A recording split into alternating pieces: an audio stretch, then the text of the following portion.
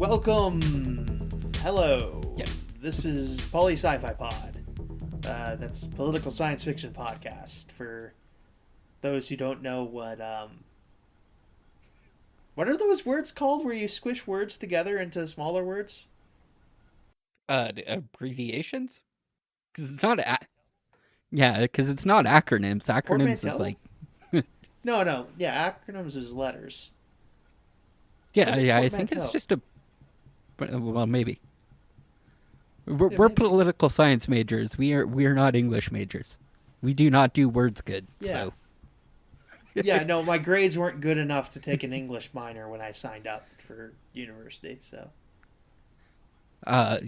yeah, I'm still struggling on how to formulate an actual essay. So Yeah, which no. I feel like they do not equip you adequately enough from high school like level to be able to go in and do like university level papers without like sounding like a hack.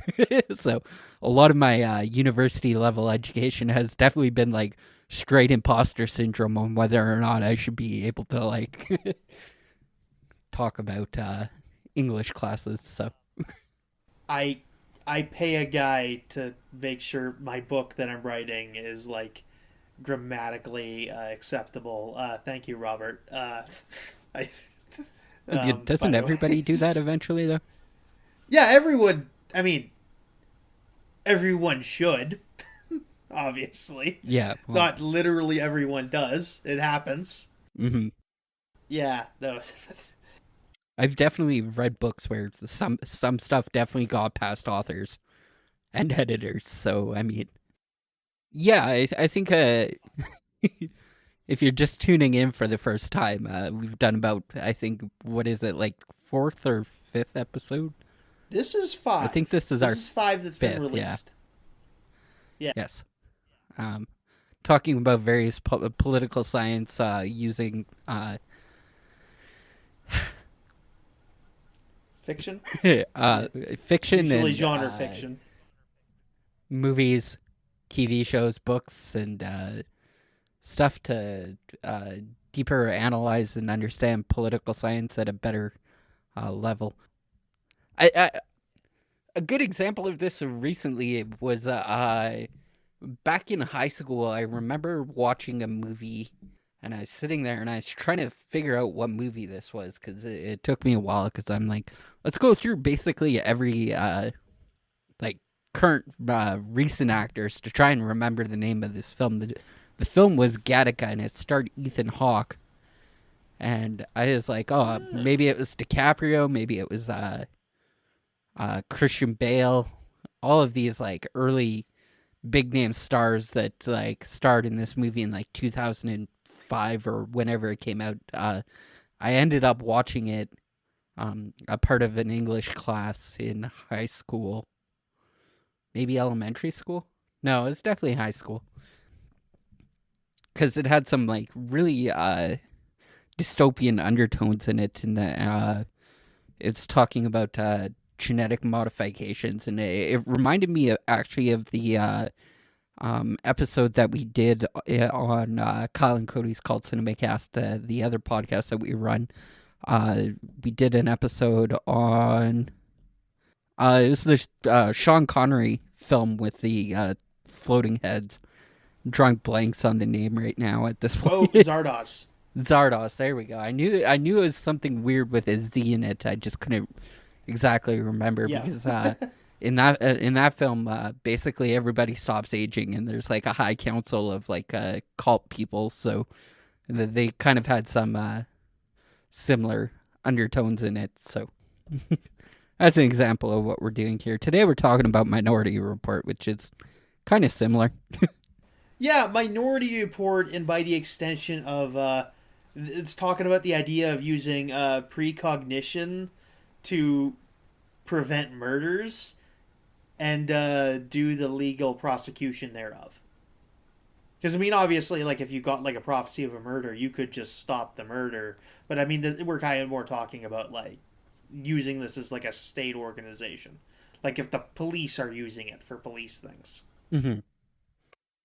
which is very dystopic in my opinion. I do not believe in the idea that we should use prophecy to.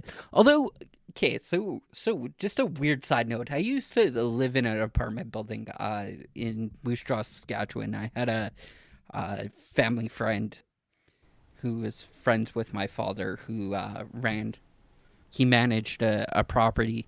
He said that one night while he was dreaming, there was a legal case that was going around at this point in time, and there was two missing boys. And he dreamt about these two missing boys, actually, and he dreamt that they were in a farmyard, and they were surrounded by dead chicken carcasses.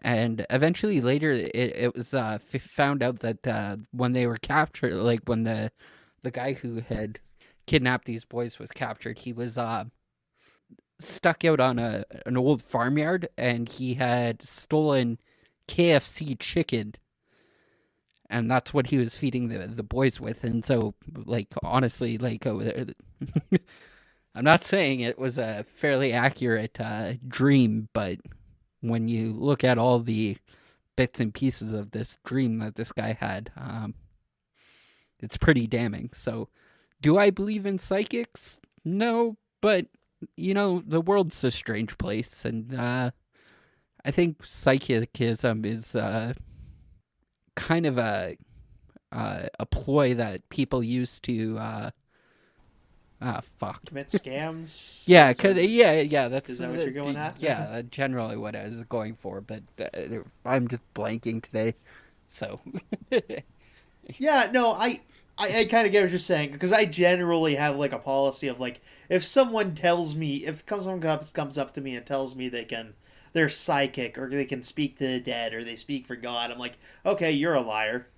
Or just crazy. Like, those are my big three. Or you want my money. money. No, those are my big three things. Yeah, like, no. I think if someone like randomly did like predict the future, that'd be one thing. But I think people like are going around saying it and are like not backed up by like something that would definitely prove they are. Mm-hmm. It would probably, I get like intensely suspicious instantly. Con artistry. That's what I was going for. Con artists. Yeah, and and psychics historically, there's a lot of like well documented like techniques they use to get like their answers out of them, and like a lot of them have just been like humiliated on like live television. There's also The Mentalist. I really like the TV show The Mentalist, and that's what the whole entire show was about. Was a professional con artist who works with the APPD. I think it was. It was like the Los Angeles, like, it wasn't police necessarily, but it was definitely police. Anyways, it was on NBC for like 5 years or something, and it had a really good like overarching like plot line in it. And so if you ever get the chance to sit down and watch all 5 seasons or 8 seasons of The Mentalist, then I think you should, but that's just me. I've heard about it. I've never seen it. If you're into procedurals, so maybe like half an episode or something. I've had them. I don't know if I'd say I'm into them.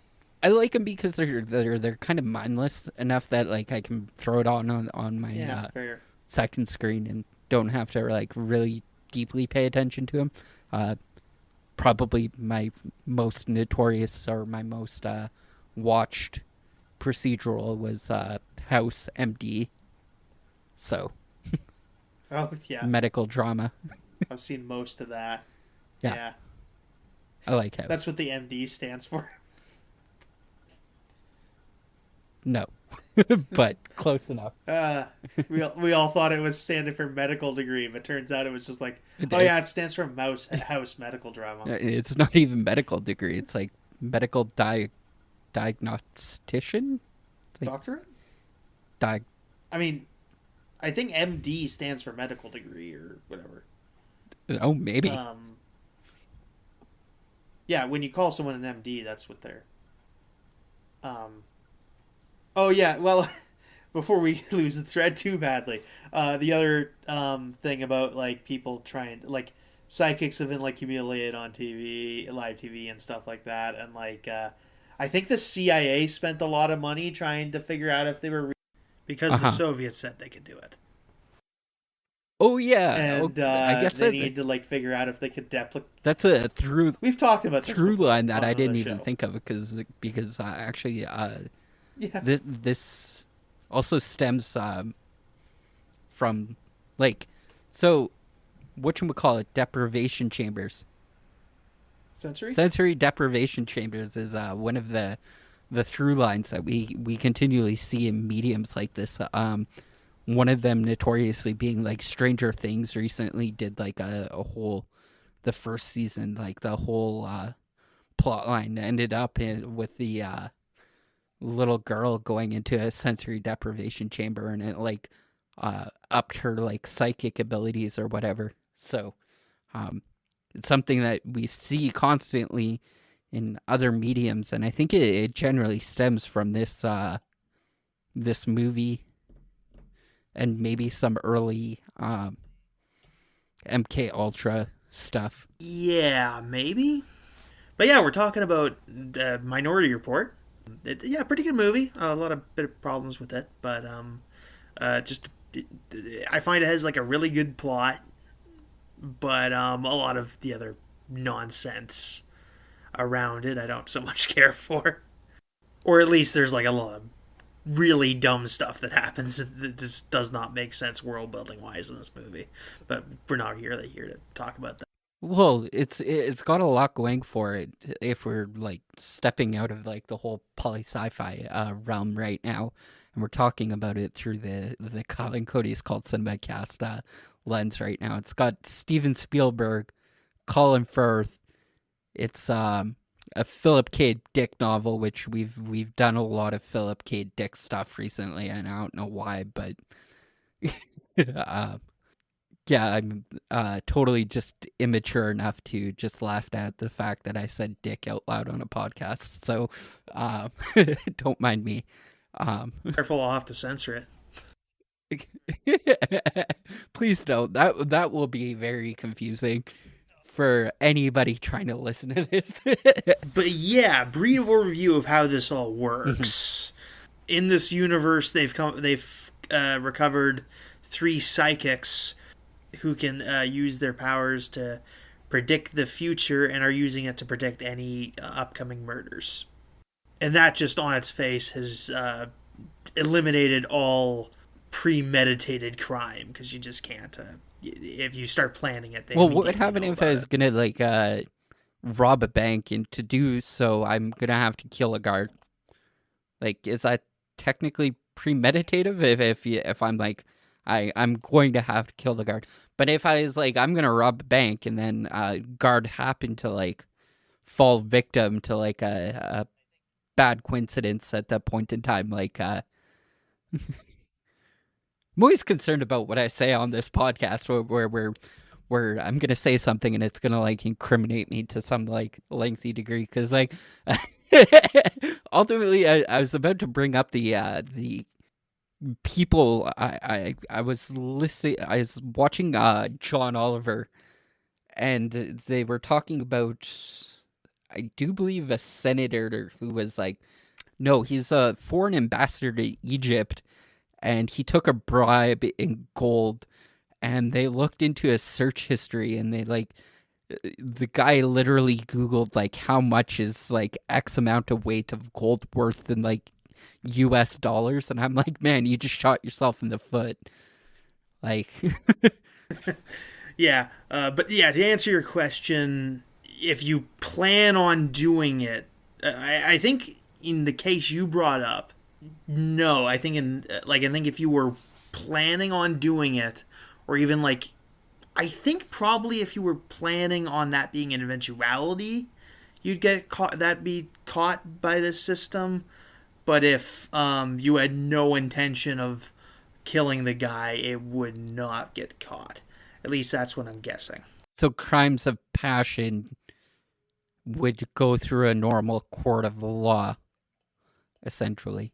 No, No, I mean this is we're talking about like what gets caught, and it seems like with the example we catch in the first bit of the movie, it's not that you can't catch the murders that are crimes of passion. It's you got a far smaller window, which is the problem in which to prevent a crime. I mean, Which arguably, I think, if we're gonna use the first example of the movie, a guy finds out that his wife's cheating.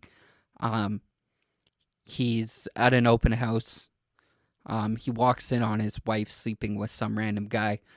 I would find it really hard to, as a judge, call this premeditative based on the fact that he walked in onto his wife cheating, saw a set of scissors, picked him up, and was gonna go stab him.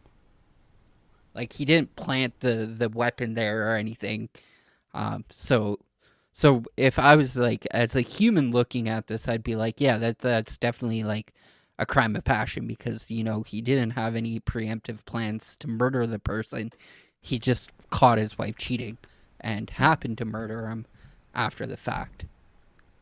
But that's just me, yeah, I mean, and I'm not a legal scholar at all. yeah, this brings us to like the first. Oh yeah, I mean this is kind of why we're here. This brings us to like I was gonna do this as like our second point, but I think this is a good point to bring it up. They convict people in this movie based on like pre-murder, Mm-hmm. like pre-crimes. They're like charging you as if you had committed the murder. In the example like we see at the beginning of the movie, that guy in the definitely is committing an assault. That's just like totally. I think what we see on screen, that's definitely assault, and they narrowly avoid a murder. So that's assault attempted murder. I think that's like a perfectly reasonable like judgment that that you could bring up, and I think guys could get convicted on that every day of the week. So eventually, spoilers for the movie, I guess, because yeah, we're gonna be spoiling it. But like at the end of the movie, because of incidents, the entirety of all the people that get convicted of pre-murder are let go. Yeah. So you have a problem. Well, I mean, Like you've convicted him of this crime that no longer exists, when you could have just charged him with assault and attempted murder, or attempted murder. mm-hmm. Yeah, so that's a big issue there. And obviously, like even with if there were like if we're using like say there was a premeditated example, you could do like conspiracy to commit murder. That's still a crime. That works out. You just have a way more like it's just that you have a way more effective way of like figuring out that this is going to be a problem. Yeah. So yeah, like that's the big problem. They've made up this like a little fictional sci-fi crime instead of like charging people with like actual crimes. Mm-hmm.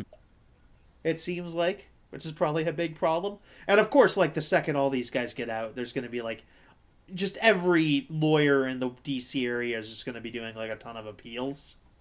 Like there's going to be this is going to be like decades of like legal struggle, like in universe definitely. Like the people aren't just going to let this go lying down. Like a lot of like it says at the beginning of the movie that at the end of the movie that like, oh yes, these guys are going to get observed a lot, but I'm struggling to. Okay, I'm not struggling, actually. That's the problem. Like the closest thing I can think of to like modern day like legal fights, especially in the United States, a lot of pseudoscience was used in like the early 1980s, 1990s, 1970s. Anything with a lie detector test can easily be faked. People were using like bite mark examinations. Pretty much anything that's not, or eyewitness statements were also heavily used, and that's always bad. There's still probably people sitting on death row in the United States that are innocent, that were convicted based on pseudoscience in the early 1970s, 80s, 90s, whenever, and are completely innocent. And there's also people that have been, I don't know the legal definition of being uh, exonerated. That's what I'm looking for. The have been Oh yeah. exonerated of crimes that they didn't commit, but spent their whole life in prison for. Some of them on death row, and some of them even being executed, who were later found innocent. So it's kind of funny to see that this is being taken to like the extreme within this movie, but it's not too far off from actual whatchamacallits, um, actual real life events. So, Yeah, and it is brought up by like a character who works for the attorney general in the movie. Like, okay, how are we sure this works? mhm.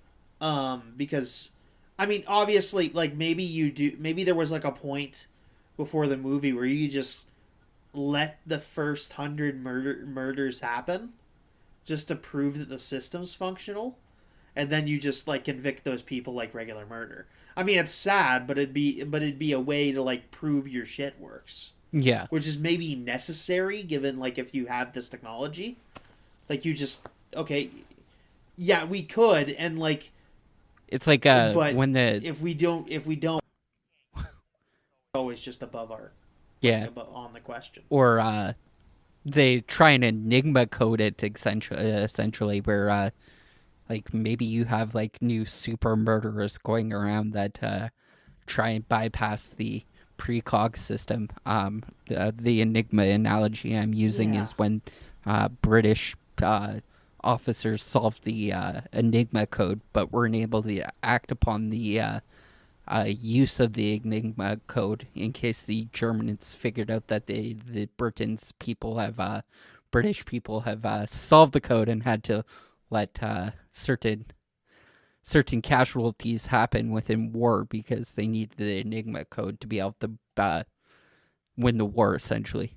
yeah, yeah, it's a real moral quandary in this sort of case. Like, you do need to, like, at a certain point, if you're going to be doing actual convictions off this, you need to prove it works. Mm-hmm. And I mean, the one solace in that is this probably does a shit of a hell of a job of like proving the murders, Yeah. because I mean,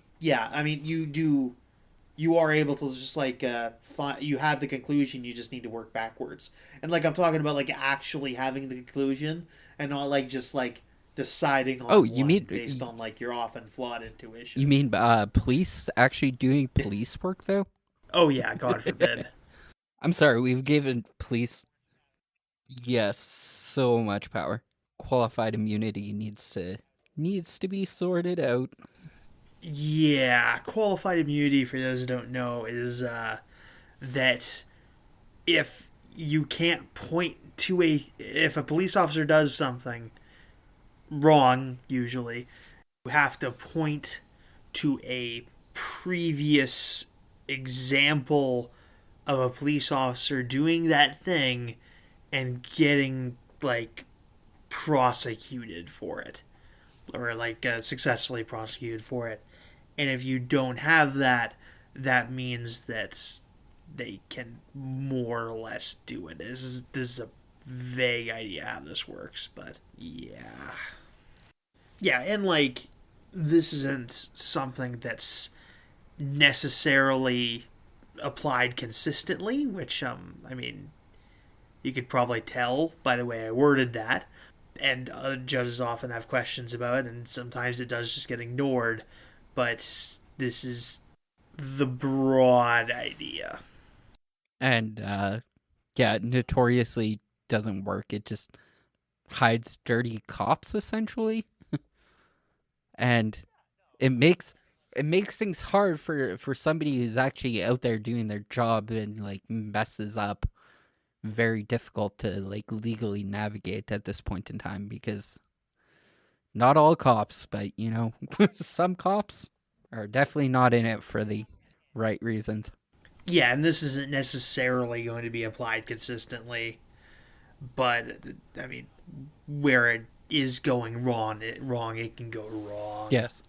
Also, while we're sitting here talking about like bad cops, can we talk about how much of a budget they gave to this fucking like precog division? Because like, man, they've got like a helicopter and they're like parachuting in and like fucking zip lining down into like a building that they just like it's got to be at least like $20 million at least to this like random like This is precinct in DC.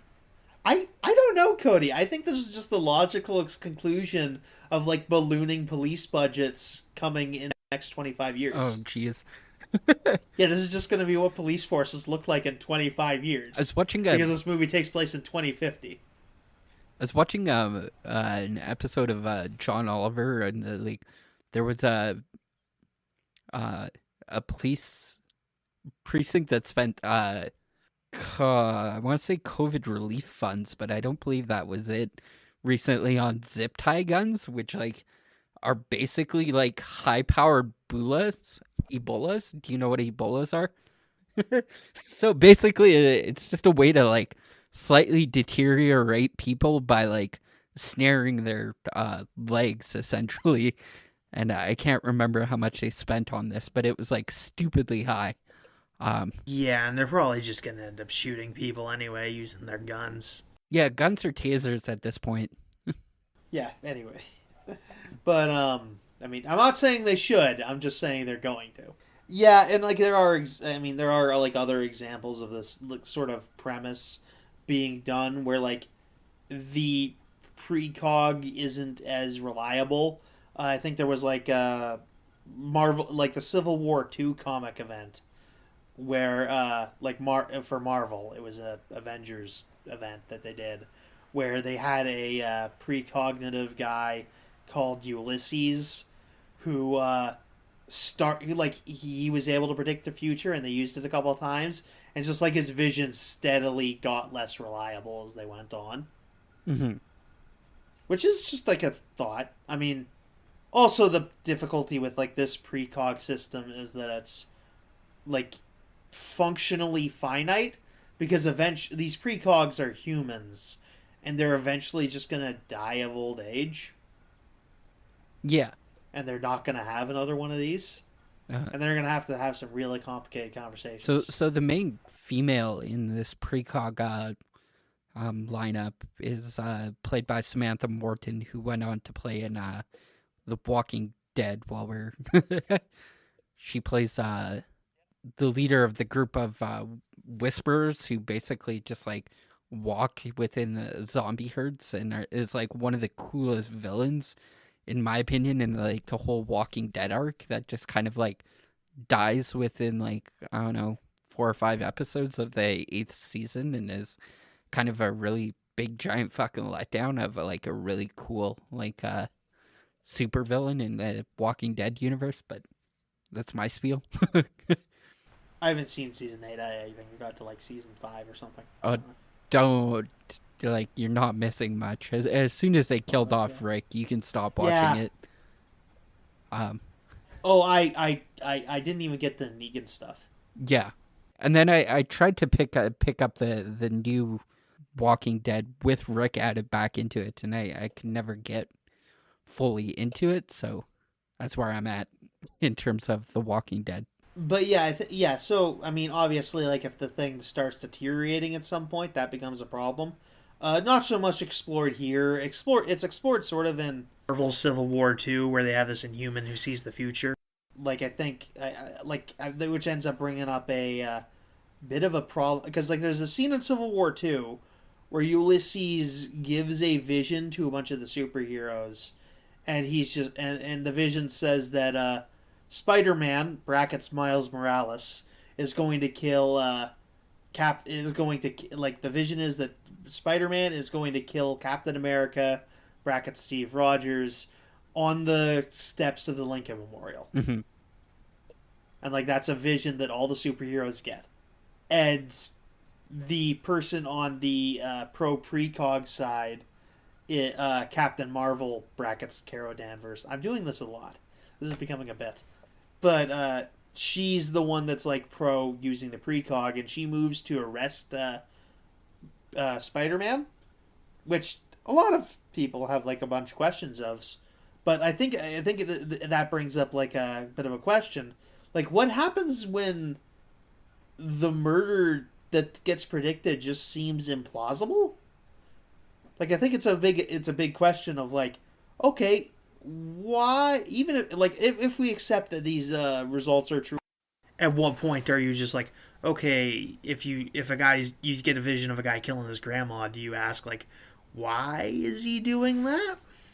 Yeah, it takes out a lot of connotations. Like, if like eventually I went back in time to try and kill Hitler, and then I ended up killing Hitler, like, what do I have to explain to the people to eventually like get myself out of being charged for killing Hitler? Yeah, what the fuck, Cody? Why'd you kill this random art student? Like, why'd you kill this random Austrian start student? His art's not that bad. Um, yeah, I've seen some of Hitler's art, and I'm also not an art major, so I can't be like, this is a really shitty drawing.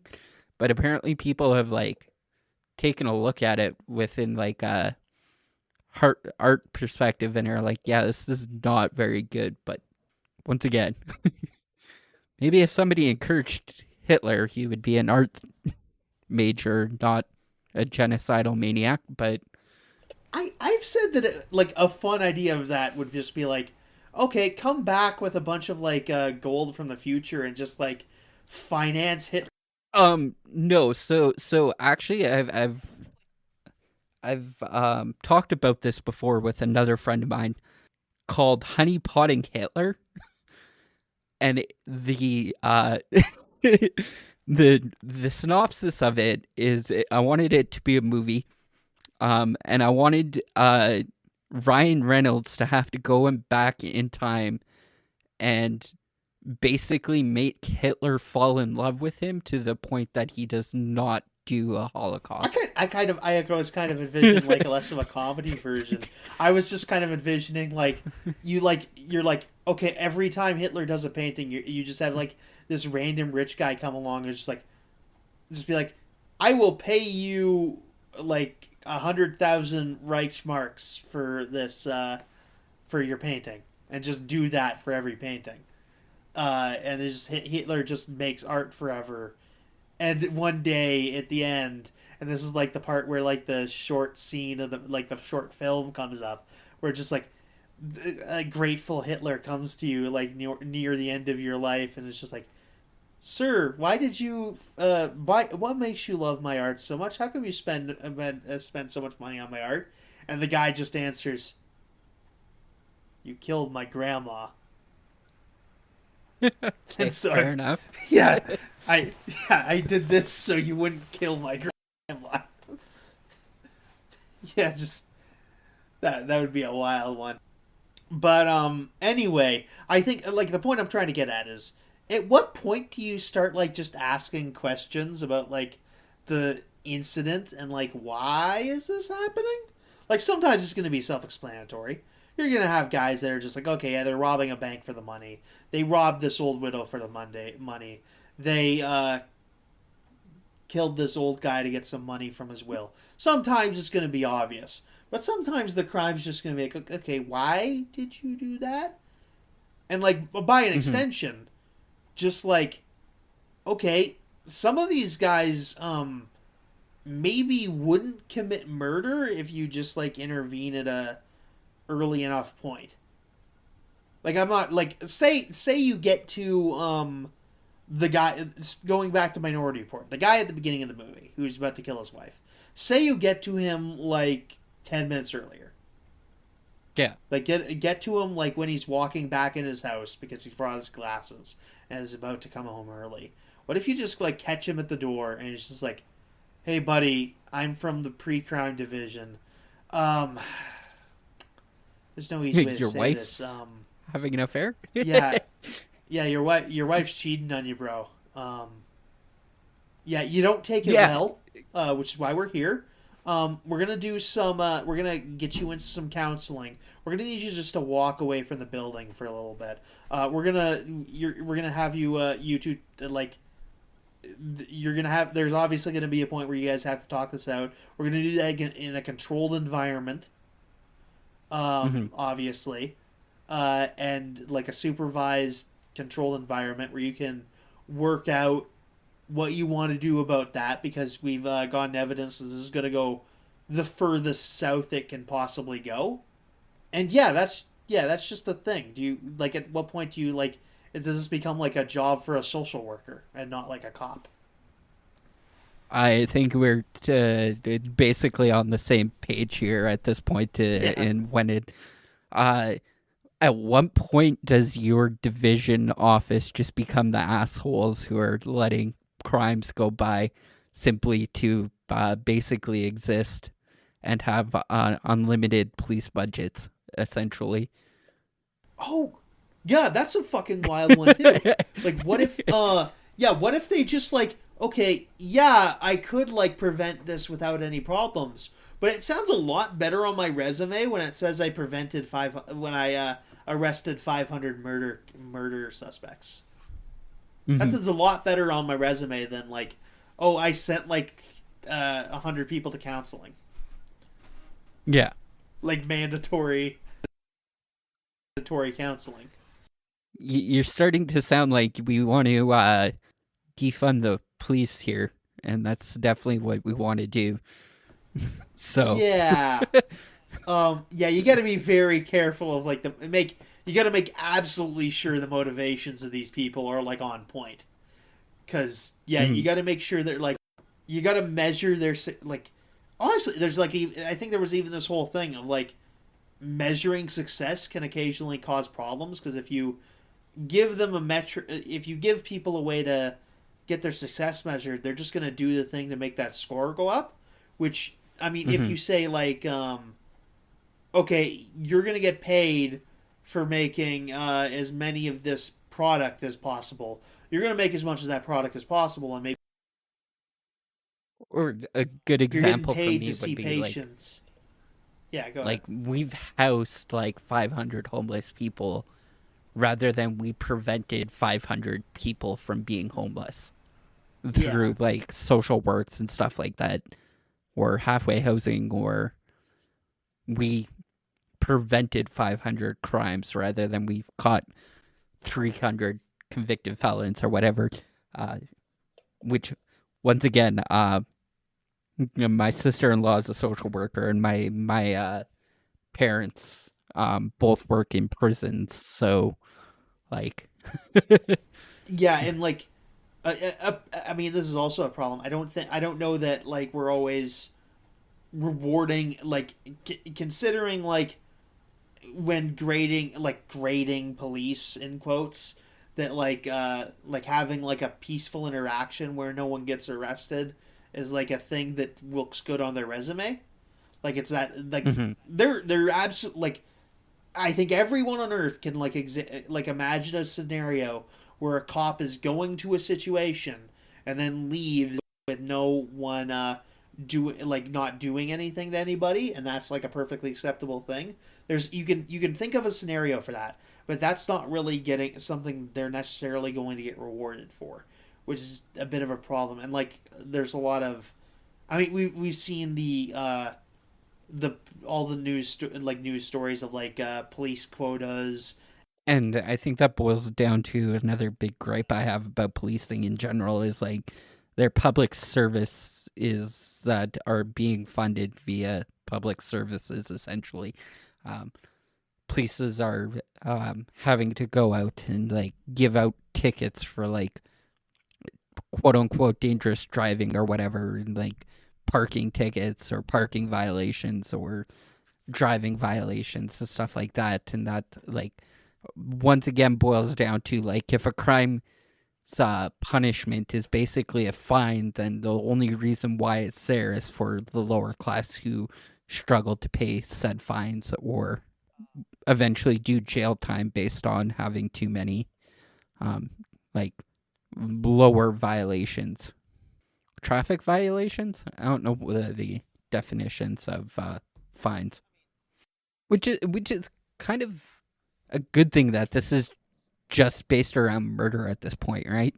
Yeah, you had a point. Yeah, not that you had a point about prophecies. What are we thinking there? Yeah, just the in all actuality, I don't think like a prophesized ending to this movie should exist. Like we eventually figure out that the main character didn't commit the murder that he was being charged with. Like essentially, No, he committed the murder. He okay. weirdly sort of does, but because like what happens is they set him up because Mhm. his Tom Cruise's whole backstory in this is that he had a kid who was disappeared. And if they had had the technology back then, he would have been able to prevent that event. So that's why he's so obsessed with it. And the main bad guy sort of sets up this situation where he meets a guy he thinks is his son's killer, so that he gets set up to kill him, and he almost doesn't kill him. Almost doesn't kill him, but the guy sort of jumps him and pulls the trigger on his gun, so that he ends up killing him. So he does sort of commit the murder, except it's more of a manslaughter. But yeah. So once again, still But anyway, you continue your point. I think you were going continually somewhere. Yeah. proving the point that prophesized murder is not a reasonable way to convict somebody. Um, Once again, like Yeah. the whole context of like prophecies within like I don't know, I guess classical literature is always that like there's so much more context to the story than like is actually initially being led on. So my point being like what I think I brought this up before, like the Macbeth, Oedipus, all of those kind of you definitely need the full context rather than anything else. And like I'm pretty sure any court at this point in time wouldn't charge this guy. Yeah, I mean, there's a certain point, a part of this, it's just like, if this technology emerged in real life, you probably wouldn't be doing it this way. Probably. But we, in the sense that like it would maybe come up, it maybe be in that sense we were talking about just a little bit earlier, where cops want like a fancy crime be to like put like a fancy conviction to put on their resume. So maybe that's how this comes up. But I mean, yeah, this that obviously ends up in the constitutional hot water that we get in later of like all these guys getting let out the second any of this prophesized crime comes into like question. But yeah, also to your the bright side of this is that there's the example that Tom Cruise uses in the movie when like the attorney general guy asks him how he's sure this is gonna work, and that like, oh yeah, you're how do you know the murder is gonna would have occurred because you prevented it?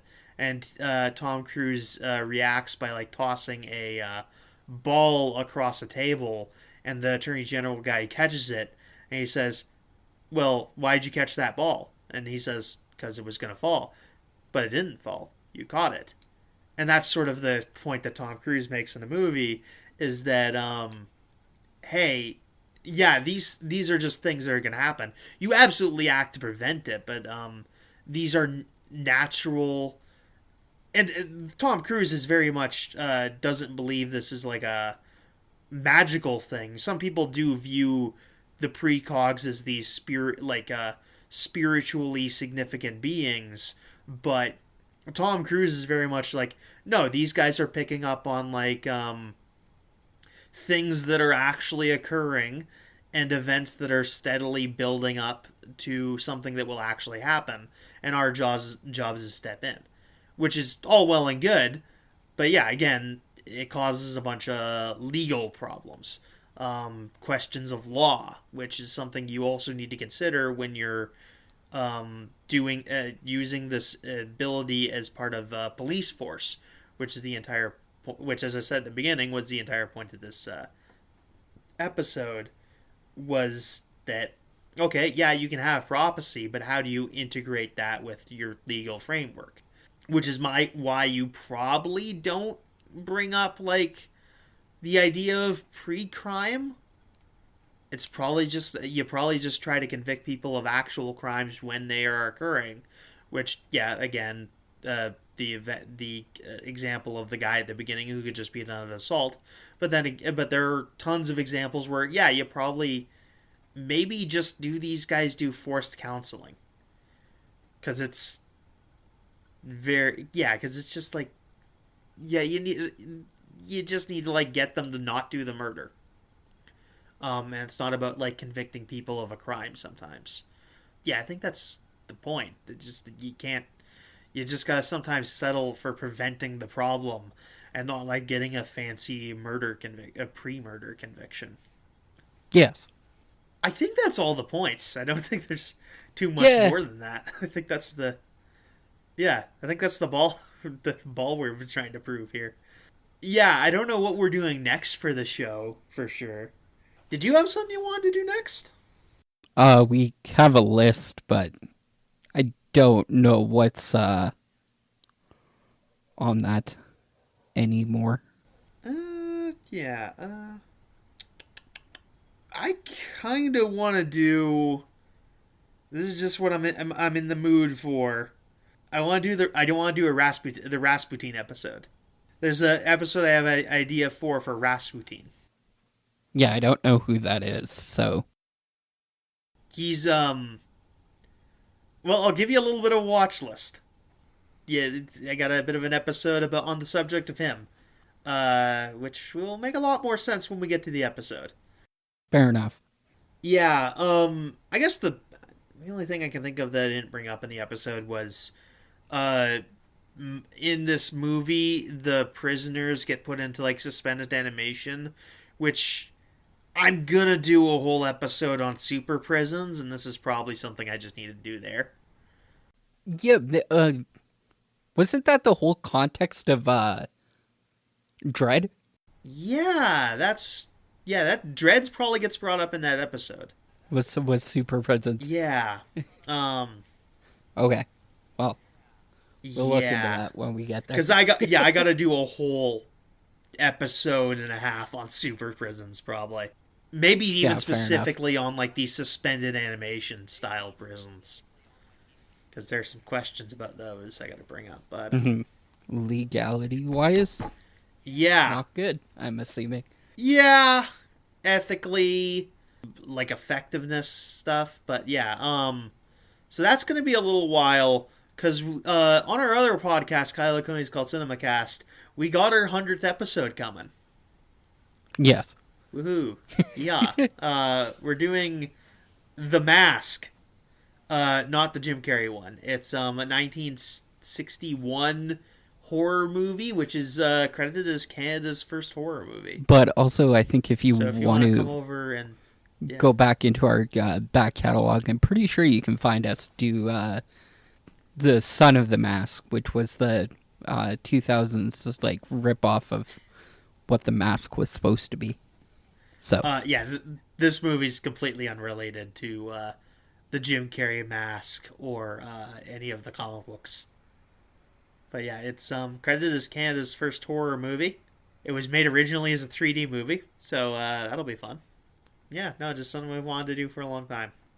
But yeah, I think that's where we're at.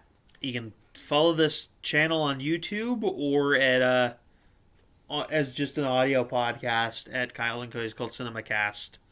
Yeah, follow us on this. We just have a Facebook page for this. I haven't created anything else for that. Yeah, it's looking really good. Thanks again to Scribblejay for doing the podcast art. It's really good. I like it. And yeah, I think that's where we're at. See you later, alligator. Why did I end that podcast like that? I'm stopping the recording before this gets any worse. Okay.